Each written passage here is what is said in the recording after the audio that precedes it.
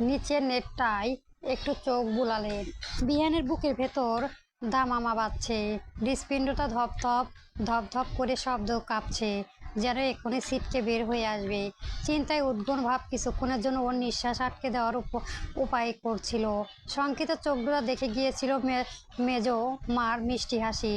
এক মুহূর্তের জন্য মনে হলো ওটা সইতে পারবে না, সেই বুঝি হাতে চলেছে। মনে পড়লো সেই ঘটনাও, যদিও অযথাযথভাবে। বিহান নিঃশ্বাস আটকে কিছুটা সময় দাঁড়িয়ে রইল ফোনে হাতে। ওপাশে কি আর কথা হচ্ছে কিছুই কানে যাচ্ছে না আর। ও একটা শুকনো ঢোক গিল কোনো রকম, যেন গলা দিয়ে ঢোকটা নামতেই বড্ড কষ্ট পোহাতে হয়েছে তাকে। নিস্তেজ কণ্ঠে কোনো রকম বলল শর্ট কণ্ঠে, can I call you later please sir. কলটা রাখলো বিহান। শঙ্কিত আতঙ্কিত চোখ জোড়া কেমন চাপায় এক ঝড় করতে লাগলো ক্রমশ। ফোনের উপরে হাতের মুঠো একেবারে শক্ত হয়ে এলো ওর। চোয়ালো দৃষ্টি সন্নিহিত হলো ওর। চোখে ব্যথ কৌতূহল রাহার পানে ওর দিকে কেমন সুতীক্ষ্ণ দিকে তাকিয়ে থাকতে দেখে মনে বলতে লাগলো, তুই কেবল আমার butterfly, you are mind, only mind. প্রয়োজন তোকে আমি করে রাখার জন্য পুরো দুনিয়ার সাথে লড়বো, কিন্তু আমি ক্যাপ্টেন বিহান আরবিদ বেঁচে থাকতে তোকে আমার থেকে কেউ দূরে রাখতে পারবে না, সেটা হতেই দেব না আমি, কসম আমার আল্লাহ। বিহান কেমন খ্যাপাটে হিংসে চোখে তাকিয়ে আছে ড্রয়িং রুমের দিকে। ওখানে সবাই আছে, বাড়ির সবাই। জাহানারা বেগম হেসে হেসে বললেন, এখানে আম্মাও আছে, তাই আপনাদের কাছে অনুরোধ রাখছে, আগে বলুন ভাইজান আমার কথাও আমত করবেন না, কথা দিন। আপনার এই ছোট বোন যা বলবে তাই রাখবেন। রায়হান খানের কলিজা হঠাৎ ধক করে উঠল। উনি জাহানারা বেগমের দিকে থেকে চৌকিতে তাকালো নিজের স্ত্রীর দিকে। স্ত্রীকেও কেমন বিচলিত দেখালো। রায়হান খানের অন্তরে ভয় ঢুকলো। বহুকালের আগের ঘটনা মনে করে তিনি শান্তিত হলো বড্ড। ভাইয়ের স্ত্রী কি বলতে চাইছে? কোনোভাবে কি রাহার বিষয়ে বড় কোনো সিদ্ধান্ত নিয়েছে নাকি? এমন কিছু হলে কি হবে এই বাড়িতে? এত স্বাদের সংসার কি তবে ভাঙ্গনের সুরেই হবে? লণ্ডভণ্ড হয়ে যাবে নাকি সোনার খানবাড়ি? তিনি হন্তদন্তের মতো আতঙ্কিত মুখে ঘাড় ঘুরিয়ে তাকালো আদুরে থাকা ছেলের প্রাণী। ছেলের চোখ মুখ হিংস্রতায় দেখে কেঁপে ওঠেন উনি। কি হবে কিছু ভাবতে পারলেন না, কেবল ভয় হচ্ছে উনার ছেলেকে নিয়ে। উনি ঢোক গিলেও উত্তরে আশায় তাকালেন ভাইয়ের স্ত্রীর দিকে। তবে শান্ত স্থির রইলেন কেবল লতিফা বেগম, যেন কারো কোনো কিছুকে তিনি পরোয়া করেন না। উনি যা ভেবে রেখেছেন সেটাই হবে। নিজের সিদ্ধান্ত অটুট থেকে উনি শান্তভাবে বসে রইলেন। রায়হান তার বুকে ভর নিয়ে স্নেহর কণ্ঠে বললেন, কি বলবে মেজো বউ বলো। সবাই উৎসুক নজরে তাকিয়ে আছে। জাহানারা বেগম বলতে লাগলেন, আপনি তো জানেন ভাইজান, বাবা মা মারা যাওয়ার পর দুই ভাই আমাকে মানুষ করেছে। এই দুনিয়ায় দুই ভাই ছাড়া আমার কেউ নেই। তাছাড়াও ছোট ভাইজানও বিদেশে, একমাত্র বড় ভাইজান আছে দেশে। তাই বলে তিনি থামলেন, মাথা নিচু করে বললেন, মা। বাবার কথা চিন্তা করে মনটা একটু খারাপ হলো ওনার। খুব কষ্ট চোখে পানিটুকু আটকে রেখেছেন। বৃদ্ধা মোটা গলায় বলেন, মেজো বৌমা যা বলে স্পষ্ট করে বলো, ভয় পাবার কিছুই তো নেই। জাহানারা বেগম এবার তাকালেন স্বামীর দিকে। আরমান খানের হাসি মুখে দেখে তিনি কথা শুরু করে সাহস করলেন, আম্মা আমার বড় ভাই এর বড় ছেলেটা বিয়ে ঠিক হয়েছে। বড় ভাই যেন দেরি করতে চায় না। ভাইজান কাল রাতে কল দিয়ে আমাকে জানিয়েছে দাওয়াত নিয়ে কাল আসবে এ বাড়িতে। আমি চাই এবার আমাদের বাড়ির সবাই একসাথে কুমিল্লা যাব। আম্মা, ভাইজান, ভাবি, নীলা, ছোট ভাই সবাই। দয়া করে ভাইজান আপনিও অমত করবেন না। আপনি যেতে না চাইলেও ভাবিকে জীবনেও নেওয়া সম্ভব হবে না। আপনি না করবেন না ভাইজান। এই কথা শুনে দূরে দাঁড়িয়ে থাকা বিহানের বুকের উপর থেকে যেন পাহাড় নেমে গেল। ওর মুখ খুলে বেশ বড় করেই শ্বাস টেনে নিল বুকের ভেতর। এতক্ষণ দমে আটকে অপেক্ষা করছিল মেজমার কথা শোনার জন্য। সেই শ্বাসটা আস্তে ধীরে ছাড়লো। বুকের উপর থেকে মরণ পড়া নেমে সে বিধায় যেন হাঁপ ছেড়ে বাঁচলো। ওদিকে রায়হান খানকে ফোঁস করে নিঃশ্বাস ছাড়তে দেখা গেল লম্বা করে। উনি যে বড়সড় এক ঝড়ের কেবল থেকে ফিরল। স্যার হেসে তিনি বললেন, এ আর কেমন এমন কি বিষয়, সে না হয় দেখা যাবে। জাহানারা বেগম আমত করবে বললেন, না ভাইজান, দেখা যাবে না। আপনি কথা দিয়েছেন যাবেন, এখন না করতে পারবেন না। আরমান খান হতবাক হয়ে গেলেন। উনি বিস্মিত হয়ে তাকালেন স্ত্রীর দিকে। ভাইজান কথা দিয়েছে কখন? কেউ তো শুনলো না। উনি এবার একটু ঘাড় ঘুরিয়ে দেখলেন মেয়ের দিকে। এখন আর সন্দেহ নেই রাহা যে ওনার স্ত্রীরই মেয়ে। যেমন মা তেমনই মেয়ে। রায়হান খান ইতস্ত করলেন। পাশে এসে উনার স্ত্রী আফসানা বেগম ভরসা দেয়, তুই চিন্তা করিস না মেজো, আমি দেখে নেব। অনেকটাই ভরা গলায় বলে ওঠেন লতিফা বেগম, আমি বোধহয় যেতে পারবো না মেজো বৌমা, এ বয়সে এত দূর রাস্তা আমার কুলাবে না। জাহানারা বেগম বোধহয় একটু কষ্ট পেলেন। তিনি ভয়ে ভয়ে শাশুড়ির পাশে দাঁড়ালেন। আলতো করে বাহু ছুঁয়ে বললেন, কেন যাবেন না আম্মা, আপনার কি আর অত বয়স হয়েছে নাকি, ঠিক পারবেন। স্ত্রীর কথায় সায় জানালেন আরমান খানও, ঠিকই তো আম্মাই, সবাই গেলে তুমি বাড়িতে একা থাকবে নাকি, তাছাড়াও নিজেদের গাড়িতে যাব, এত ঝামেলা হবে না আম্মা। না রে বাপ, আমার চলতে ফিরতে কষ্ট হয় তো, শরীরে হাত দিয়ে এদিক ওদিক করার দরকার নেই। তোরা সবাই আনন্দ করে আয়, আমি বাড়িতে থাকবো, রত্নাও তো আছেই। রায়হান খান বলেন, এটা নিয়ে পরে কথা হবে আম্মা, তোমাকে রেখে আমরা বাড়ির এক পাও বের হব ভাবলে কি করে তুমি। সে যাই হোক মেজো বউ, জহুরুল ভাইকে তাড়াতাড়ি আসতে বলো। এরপর টুকটাক কথা হাতে লাগলো বড়দের মাঝে। রাহা লাফিয়ে উঠেছে, হইচই করতে লাগলো রীতিমতো মামার বাড়ি যাবে বলে। ওর খুশিতে গদগদ মুখে প্রাণে তাকিয়ে বিহান নিজের কটমট করে বিড়বিড় করলো, ইডিয়েট, মামার বাড়ি কলা খাওয়ার জন্য শরীর যেন আরো তর সইছে না, স্টুপিড কোথাকার। এরপর আর কে থাকে এখানে। বিহান লম্বা লম্বা পায়ে দ্রুত করে বাড়ি থেকে বের হয়ে যায়। নাস্তার টেবিলে এই একই বিষয় নিয়ে কথাবার্তা হলো। বিহানের সবচেয়ে বেশি বিরক্ত লাগছে লাহার উচ্ছ্বাস দেখে, ওর উত্তেজনা দেখে মনে মনে রাগও হলো। গম্ভীর গলায় সকালের উদ্দেশ্য জানালো, আমি কোথাও যেতে পারবো না, নয়তো ঢাকায় ফিরে যেতে হবে। সবাই অবাক হয়ে তাকিয়ে রইল ওর দিকে। সেটা বুঝেও মাথা ঝুঁকিয়ে মতো খাবার খেতে লাগলো বিহান। জাহানারা বেগম নরম কণ্ঠে শুধালেন, কেন রে বাপ, তুই না বলেছিলি কেন? বললাম তো মেজো আম্মা, হয়তো ফিরতে হতে পারে, প্রয়োজনে 4 দিন পরে ফিরবি, তবুও না করিস না বাবা। খেতে খেতে জবাব দিল বিহান, শিওর দিচ্ছি না মেজো মা, তবে না হয় চান্স বেশি কাজ করেছে। আরমান খান বললেন, সে কি বাপ, তুই না বললি আমাদের এদিকটা একটু দেখবি, চাকরি না বলেছিলি ছেড়ে দিবি, সময় হবে না তো হয়তো। শর্টকাট উত্তর দিয়ে কথা মেটাতে চাইলেন বিহান। রায়হান খান গলা কেসে বললেন, বলছি কি বাবা, মেজো বউ যখন চাচ্ছে সবাই গিয়ে ঘুরে আসতে, ভালো হতো না? বিহান মুখে খাবারটুকু চিবিয়ে পানি খেলো, ধীরে গলায় বলল, কিছুটা সময় নিয়ে, যদি ভালো মন্দ হিসাব নিয়ে বসো তাহলে তো বলতে হয় রাহাকে নিয়ে ওখানে না যাওয়াটাই ভালো। তাই সব কিছুতে ভালো মন্দ হিসাব করতে নেই বাবা। হঠাৎ করে বাড়িটা কেমন নিস্তব্ধ হয়ে গেল। প্রতিটা প্রাণী যেন বিহানের এই কথায় জমে গিয়েছে। ওদের চোখে মুখে কেমন একটা বিস্ময়ক আর বিহম্বল ভাব। এদিকে কেবল হুঁশ নেই কামিনী আর স্বামীর রাফি, বাকি সবাই স্তব্ধ হয়ে তাকিয়ে আছে বিহানের প্রাণী। রাহা খাওয়া শেষ বিধায় স্কুল ড্রেস পরতে গিয়েছে। কথায় যেন ছোটখাটো এক বোমা ফাটিয়েছে বিহান। ওদেরকে নিস্তেজের মতো বিস্ময়িত হয়ে তাকিয়ে থাকতে দেখে বিহান ভাবলে সিন এগিয়ে গিয়ে সিঁড়ির দিকে, হুট করে থেমে গেল আবার। ঘাড় বাঁকিয়ে অস্বাভাবিকভাবে মুখে দাঁড়িয়ে থাকা মেজমার দিকে তাকিয়ে বলল, ওকে নিয়ে যাচ্ছ যখন তবে প্লিজ খেয়াল রেখো মেজমা। পুরনো কথা তুলে ওকে কেউ ভাঙাতে এলে সে কে হবে তা দেখানো না কিন্তু আমি। তিল পরিমাণ ছাড় পাবে না আমার থেকে। অতীত যেন আগুন রূপ ধেয়ে আসতে না পারে, সেটা নিশ্চিত হয়ে রাহাকে ও বাড়ি নিয়ে যেও। অতীতের সামান্য তাপটুকুও যেন ওর গায়ে না লাগে। বিহান চাপা হুঁশিয়ারি শুনিয়ে গট গট পায়ে চলে গেল। খাবার টেবিলের পরিবেশটা কেমন থমথমে নিস্তব্ধতা হয়ে গেল। রায়হান কেমন গম্ভীর আর চিহ্নিত হলো। আরমান খানকেও কিছুটা হাঁসফাঁস করতে দেখা গেল। শান্বিত নয়নে তিনি তাকালেন স্ত্রীর পানে।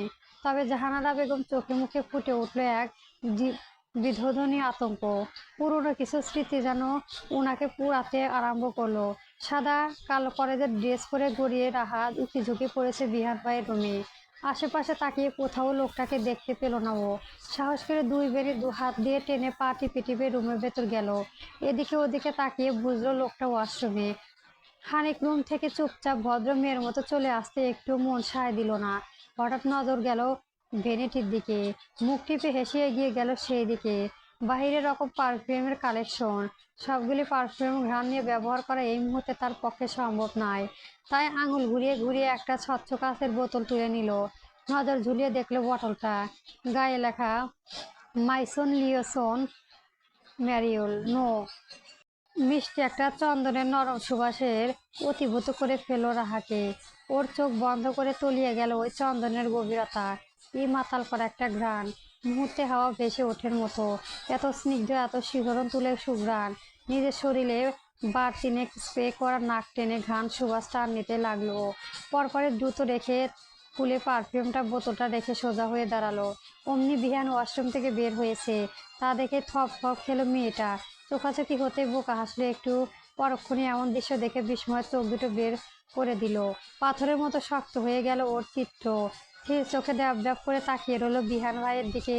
মাত্রই শাওয়ার নিয়ে এসেছে লোকটা, কোমরে শুধু একটা অভ্রু টাওয়ার পেছানো, জিম করা খাস কাটা বডিতে দৃশ্যমান বিন্দু বিন্দু কয়েক ফোঁটা পানি। ফর্সা গায়ের পরে পানি কণাগুলি যেন হীরার মতো চকচক করছে। লম্বা চুলগুলি পানিতে ভেজা, চোখের সামনে এসে পড়ে থাকা চুলগুলি দিয়ে টপ টপ করে পানি ঝরেছে।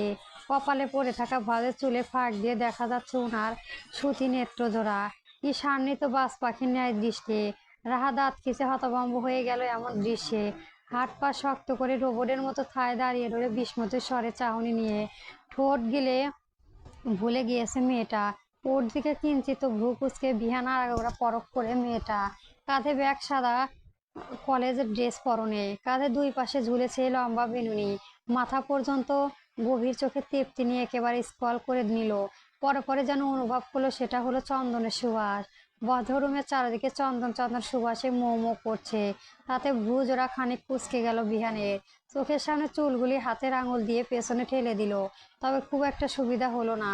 আবারও ভিজে চুল কয়েক এসে পড়লো চোখের উপর, ঢেকে দিল চোখের কিছু অংশ। চুলের ফাঁসফোর দিয়ে ভেসে ওঠে ওই সুশৃঙ্খল চোখজোড়া যেন কতটা লোমশ স্বর্ণের হতে পারে আজ রাহার হাড়ে হাড়ে টের পাচ্ছে। কি ভয়ঙ্কর চোখ বিহান ভাইয়ের, তা সে কি জঘন্যিত চাহনি। রাহা চোখ দুটি লোকটার দিকে নিবদ্ধ করে নিঃশ্বাস আটকে নিল। ধীরে পায়ে বিহানের এক পা করে এগিয়ে গেল। ভীতু মেয়েটা বুঝতে পারছে বিহান ভাই তার কাছে আসছে, কিন্তু সাহস আর শক্তিতে কুলাচ্ছে না বউ করে এক দৌড়ে সিংহের গুহা থেকে বের হতে। লোকটা যত কাছে আসতে তার বুকের ভেতর ততই কিছু একটা যেন খামচে ধরছে। ও কোনো রকম গলা টেনে একটা ঢোক গেল। স্পষ্ট দেখতে পেল বিহান ভাই এর চোখের সামনে কিছু চুল থেকে এক ফোঁটা পানি টপ করে বুকের উপর পড়লো। সেটা আস্তে আস্তে গড়িয়ে পড়তে লাগলো উনার আস্তে আস্তে বিন্যস্ত দেহ বয়ে মেহনির পেয়ানোর উদরের উপর। এই দৃশ্য দেখে রাহা প্রাণ যায় যায় অবস্থা। মনে হচ্ছে শ্বাস নিচ্ছে না পেরে বুঝি এই প্রাণখানে বেরিয়ে গেল। মন্তর পায়ে বিহান এসে থামলো রাহার সামনে। মেয়েটার এক চুল নড়তে পারলো না, কিছু করতে পারলো না, বোকার মতো স্থির স্তব্ধ হয়ে নেত্রে মুখ উঁচু করে তাকিয়ে রইলো বিহান ভাইয়ের মুখের দিকে। বিহান কিচ্ছুটি বলল না, লম্বা শরীরে নিয়ে একটু ঝুঁকে গেল রাহার প্রাণে।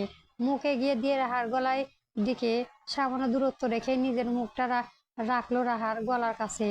খুব কাছে চোখ বন্ধ করে সুবাস নেওয়ার ভঙ্গিমায় নাক টানলো। রাহা মুখ খিচে নিজের হাতে কলেজের ড্রেসটা খামচে ধরলো।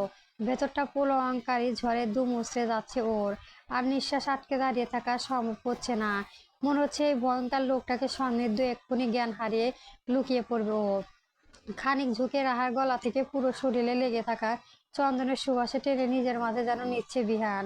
এখনো আবেশে ওর চোখ দুটো বন্ধ, অতিবহিত ভঙ্গমায় চোখ মুদে শেষ ঘ্রাণটুকু নিতে নিতে হিসিস করে বিহান দিস ফ্র্যাঙ্ক ইটস ইয়োর ভাব আধুরে। একটু থামলো বিহান, ফিসফিস করে পুনরায়, তোর শরীরে কেবল সারফান সুভাইন মানায় এরকম তুই তুই একটা ফিল আসে। আস্তে ধীরে চোখ খুলে তাকায় বিহান, মেয়েটার খিচে দাঁড়িয়ে আছে, নিঃশ্বাস অব্দি নিচ্ছে না। তা দেখে বাঁকা হাসলো বিহান। শ্বাস টান, স্টপিট। আমার হার্ট অ্যাটাক করানোর ফায়দা করিস নাকি? আচমকাই বিহান ঝুঁকে থাকা অবস্থাতে রাহার কপালের সামনে আসা কয়েক গুচ্ছ চুল ফু দিয়ে সরিয়ে দিল। এবার ঠোঁট টিপে হেসে সে সোজা হয়ে দাঁড়িয়ে, মেয়েটার থেকে যাওয়ার নিঃশ্বাস আরো বন্ধ হয়ে এলো যেন। দমটা গিলতে গিলতে একটু পিছিয়ে গেল। অমনি বিহান ওর নিয়ন্ত্রণহীন শরীরে হাতটা খপ করে ধরে সামলালো। ধরফরিয়ে ওঠে মেয়েটা, বুক ভরে শ্বাস টেনে নেয়। এত সময় পর অক্সিজেন পেয়ে ধপ বুঝি প্রাণ ফিরে পেয়েছে। পরপর কয়েকবার শ্বাস টেনে শান্বিত নয়নে তাকায় বিহান ভাইয়ের দিকে। লোকটার ঠোঁট কেমন ক্রমশ হাসি। রাহা ঢোক গেল, নিজের হাতের দিকে তাকালো, সেই সাথে অনুভব করে বুকের ভেতরে বেসামাল ভাবে ছুটে চলে স্পন্দন। ভেতরটা এত ধরপড় করে কোন লোকটা আশেপাশে থাকলো। একটা অস্বস্তি ভাব কেন এত জ্বালাতন করে। বিহান ওর হাতে ছেড়ে দেয়। মেয়েটার দিকে চোখ রেখে এক পা পিছিয়ে গিয়ে দাঁড়ায় ওর থেকে একটু দূরে। আতঙ্কিত কণ্ঠে আমতা আমতা করে রাহা আমি আগে বল উত আউট পারফিউমের আমার পারফিউমে শুয়েছিস কেন? বিহান ভাইয়ের চোখের দিকে তাকিয়ে ভীতু মেয়েটা ঢোক গেল। আমি তুই। হুট করে মেয়েটা খানিক করুণ মুখে জবাব দেয়, আমার ভুল হয়ে গিয়েছে, আমার মাফ করে দিন। বিহান তীক্ষ্ণ চোখে তাকিয়ে রইল দৃষ্টিহীন। প্লিজ প্লিজ বিহান ভাই, আর হবে না, হবে না, আর হবে না। করেও কিভাবে কিভাবে কিভাবে যেন হয়ে যায়। এখন বল এর শাস্তি কি দিলে ভালো হয়? কান ধরে দাঁড়িয়ে থাকবি নাকি আচার খাবি? মগের মূল্য। কি সুন্দর অর্ডার ওনার, তবুও ভীতু মেয়েটার করুণ মুখের কানে লতিতে কোনো রকম হাত দিয়ে বলল, প্লিজ রাগাবেন বিয়ান ভাই, আমার ভুল হয়ে গিয়েছে, এবার মতো আমাকে মাফ করে দিন প্লিজ। বিয়ান ঠোঁট কামড়ে ধরে ঘাড় বাঁকায়। বড্ড হাসি পাচ্ছে মেয়েটা নাটকীয়তা দেখে। অভিনয় করতে দিতে নিশ্চিত এই পাজিটা ফার্স্ট হবে ড্রাম কিনা। পরপরই কঠিন মুখে তাকালো বিহান তর্জনীয় তুলে শাসনের ভঙ্গিতে জিজ্ঞেস করলো, এক্সট্রা কলেজের ড্রেস পরে আসে না? কান ধর অবস্থাতে রাহার উপর নিজ মাথা দুলিয়ে বেশ ঝাড়ঝাড়ো গলায় বিহান বলল, এবার কলেজের ড্রেসটা চেঞ্জ করে যাবি, কথা কানে তো ঢুকেছে। রাহা চুপ করে কানে ধরে আসে দেখে বিহান ধমকে উঠলো, ইডিয়েট, শুনেছিস কি বলেছি? ভয়ে মৃদু কাঁপলো রাহা। কাতর মুখে উপর চাহনি মাথা নাড়ালো আবারও। এসেছি কেন আমার রুমে? স্টুপিড প্রশ্ন করেছি আমি। আমায় কলেজে আসার জন্য। জিদান নিচে নেই আর আছে, ওর সাথে চলে যা। আলাদিসরে নাক মুখ বলে রাহা, আমি তো বাইকে, আজ না গাড়ি করে চলে যা। কিন্তু তোকে যেতে বলেছি। তোর কি করবি? সময় নিয়ে উত্তর দিল রাহা, যাব না। যারা চলে যাওয়ার জন্য পা বাড়াতে পিছু হলো ডাকে বিহান। আর শুনুন, যদি শুনেছি এই পারফিউম লাগানোর ড্রেস নিয়ে কলেজে গিয়েছিস, তবে পয়েন্ট টু নোট, রাহাতুর লাইফে তুফান ডেকে আনবে আমি। অমন সাংঘাতিক হুমকি খাওয়ার পরও বিকেলে বেলায় আবারও রাহা চলে এসেছে, এই কথা জেনে সে বিহান যাবে না বারণ করে দিয়েছে। মাত্রই বিহান নিজের ঘরে ঢুকেছে আর অমনি রাহা এসে হাজির। বিহান কেবল শার্টের দুটা বাটন খুলছিল, কি খোলেনি। বিহান আর ভাসি না ক্লান্ত কণ্ঠে জবাব দিল, বিহান কেন আসবো না? আপনার ঘরে আসলে কি আপনার মেঝে খসে পড়বে নাকি? হিংসুটে মানুষের মতো এত কিপটে করে কেন আপনি? অ্যাটলিস্ট তো বকাবাকি তো দেওয়া অবধি খসে পড়ে। বিয়ান উল্টে পুল্টে ঘর থেকেই উত্তর দিল, মুখ ভেঙচে কাটালো রাহা। একটু আগে এগিয়ে এসে বলল, আপনি নাকি বলেছেন আমার মামার বাড়ি যাবেন না? মুখটা হুট করে কঠিন হয়ে গেল বিহানের। পেছনে ঘুরে থেকে কেবল ঘাটটা ওর দিকে ঘুরে উত্তর করলো, ঠিকই শুনেছিস, এবার বেরিয়ে যা। বিহানের বারণ আগ্রহ করার রাহা ধপ ধাপ পায়ে এগিয়ে গেল সোফার দিকে। পায়ের উপর পা তুলে আয়েশ করে বসে রাখলো, কেন যাবেন না? আপনার কি যাওয়া উচিত নয়? বাড়ি প্রত্যেকটা মানুষ যাবে, অথচ আপনি বলেছেন আপনি যাবেন না। আপনি এত তেরা কেন বিহান ভাই? এত রহস্যহীন কেন আপনি? মুখটাকে সবসময় শুকনো বাড়ির মতো করে রাখেন, একটু আনন্দ উল্লাস করতে ইচ্ছে হয় না আপনার? জানেন, আমার নানার তৈরি করা সে কাঠের দোতলা ঘরটা এখনো আছে। কি সুন্দর মাঠ, পাখিদের কিচিমিচির ধ্বনি, নদীর স্বচ্ছ পানি, সবুজ ধান, সতেজ বাতাস, আরো কত কি আছে ওখানে। মামা মামনি, জুই আপু, জবেদা ভাই, আর আমার পছন্দের জাইনব ভাইয়া। ইস, আমার তো ইচ্ছে হচ্ছে এক্ষুনি উড়ে দিয়ে চলে যেতে। আর আপনি কিনা বলেছেন যাবেনই না। কেন যাবেন না শুনি? বিহান আঁকের মতো ঘুরে তাকালো রাহার দিকে। সবগুলো শার্টের বোতাম খোলা, তবে তার গায়ে এক্ষুনি শার্ট। উল্টো ঘুরে এতক্ষণ শুধু শার্টের বোতামগুলোই খুলছে। ভ্রু কুঁচকে কেমন প্রশ্নাত্মক দৃষ্টিতে তাকিয়ে আছে মেয়েটার প্রাণে। এখনো বক বক করে কিছু বলছে, কিন্তু বিহানের কোনো কথা আর কানে যাচ্ছে না। ওর সকাল চিন্তা, উদ্জ্ঞান আর মনোযোগ কেবল দুইটা শব্দের জায়গায় ভাইয়া। বিহানের চল দৃঢ় হয়ে আসে, অনুভব করে লাভার মতো গলিয়ে কিছু একটা সর্বাঙ্গে প্রসারিত হচ্ছে। মস্তিষ্কে প্রতিটি নিউরন বুঝে উত্তেজিত হয়ে উঠেছে ওর দুটো শব্দেই, জায়ান। ওই ছেলেটা না, রাহা মামাতো ভাইটা। পরবর্তী গল্প পেতে আমার চ্যানেলটি সবার আগে সাবস্ক্রাইব করে রাখবেন। গল্পটি কেমন হয়েছে অবশ্যই কমেন্ট বক্সে জানাবেন। ধন্যবাদ। গল্প ক্যাপ্টেন বিহান আরবিদ চলবে।